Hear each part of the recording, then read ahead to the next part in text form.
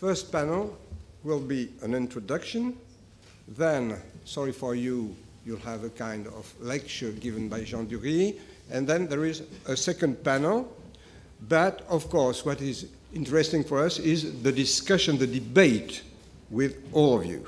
Pierre de Coubertin, and Jean is going to talk about it later on, came over here at the end of the 19th century to seek a solution to the educational problem that France was facing at that time.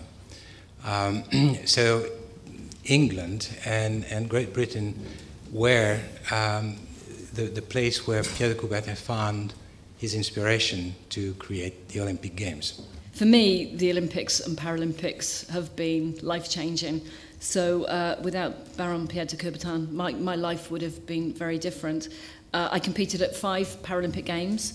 I started being involved in sport at the age of 7 when I became paralysed. We knew a lot about the Olympics, but we didn't know an awful lot about the Paralympic movement. It was only in its very early years.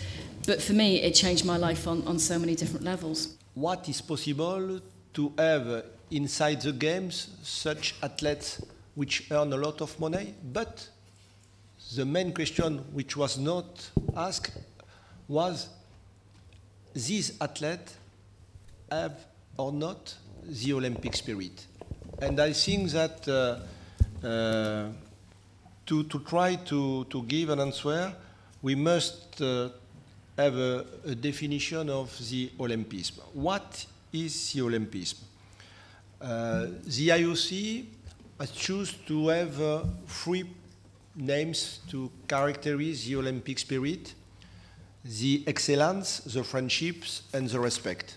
Spirit and thoughts of Pierre de Coubertin, are you there? This man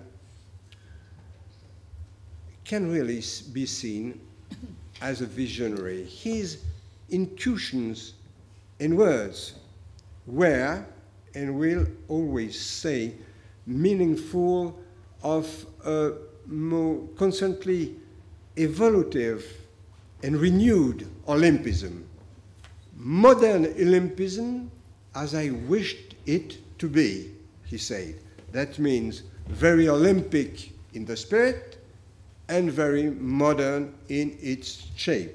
I'll just give you a couple of lines from the presentation that Seb Coe gave when he, when the UK presented their, when London presented their bid in Singapore. I thought they were quite interesting.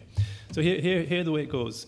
To make an Olympic champion takes millions of young people around the world to be inspired to choose Olympic sport.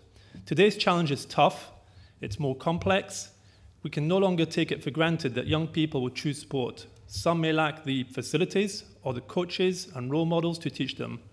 Others, in an age of 24-hour entertainment and instant fame, may simply lack the desire or patience to put in long hours of training. The fundamental values of the Olympics are still here, whether it's around excellence, whether it's around friendship or respect. I certainly lived and breathed them myself as an athlete, and I certainly hope that London will continue to to carry those values during the Olympics next summer.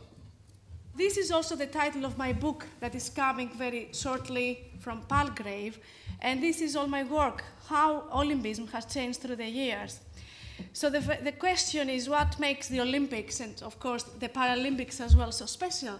Why are they so special? And this is the question I'm always asking my students. The fact that men and women, nations of various political persuasions, and Olympic and Paralympic athletes continue to participate in a single, relatively unified domain tends to define Coubertin's legacy. I think it's the greatest wealth we can have, and we should take use of it in the best way possible. Thank you, merci beaucoup. Thank you so much. I hope you learned some things, and so did we. Thank you so much.